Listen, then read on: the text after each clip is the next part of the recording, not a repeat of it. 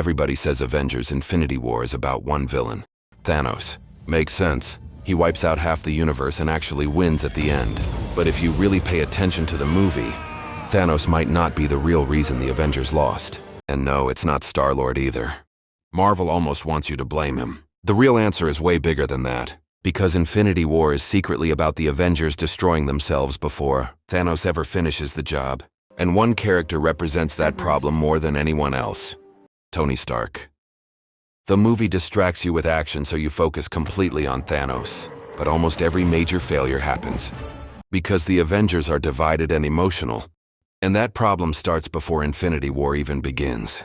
Back in Avengers: Age of Ultron, Tony creates Ultron because he's terrified of another alien invasion. Then in Captain America: Civil War, the Avengers split apart completely. That division becomes Thanos' biggest advantage. Imagine if the Avengers were fully united from the start. Doctor Strange, Thor, Scarlet Witch, Hulk, Steve Rogers, everyone together. Thanos probably loses. Even Bruce Banner spends the movie warning everyone they need to work together. But they can't. And Tony's mindset becomes a huge part of the problem. One of the biggest moments happens on Ebony Maw's ship. Tony has two choices: go back to Earth and protect Vision and the Mind Stone, or chase Thanos into space. He chooses space. Sounds heroic, but it leaves Earth vulnerable immediately. And on Titan, Tony's plan almost works. That's important because everybody blames Star-Lord for ruining everything. But it was Tony leading that mission in the first place. Notice the difference between Tony and Steve Rogers throughout the movie. Steve builds teams. Tony tries to solve everything himself. That's been his flaw across the MCU. Ultron, the Sokovia Accords, building suits around the world. Tony always believes the solution depends on him. And in Infinity War, that mindset backfires badly.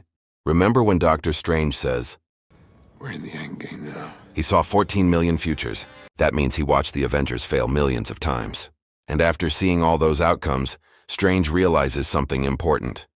The Avengers were already losing because they couldn't function together, not just because Thanos was strong. That's what makes Infinity War smarter than most people realize. Every hero is controlled by emotion. Thor wants revenge. Star-Lord loses control. Wanda delays destroying Vision. Banner struggles with Hulk. But Tony's flaw affects the entire team structure. That's why his mistakes matter more. Look at how the movie ends. Every team is separated. Titan, Wakanda, Earth. Nobody is fully connected or coordinated. Now compare that to Avengers Endgame. What changes? Teamwork. For the first time in years, everyone fights together. And that's why Thanos finally loses. Even Tony's ending proves the point. His arc only finishes when he stops trying to control everything himself and finally sacrifices himself for everyone else. That's why the real villain of Infinity War wasn't just Thanos. It was the Avengers' inability to work together. And Tony Stark represented that problem more than anyone else. That's why Infinity War still feels different from most superhero movies. Thanos didn't create the Avengers' weaknesses. He exposed them. But what do you think? Was Tony Stark secretly the real villain of Infinity War? Or do you still blame Star-Lord? Comment below and subscribe for more Marvel breakdowns.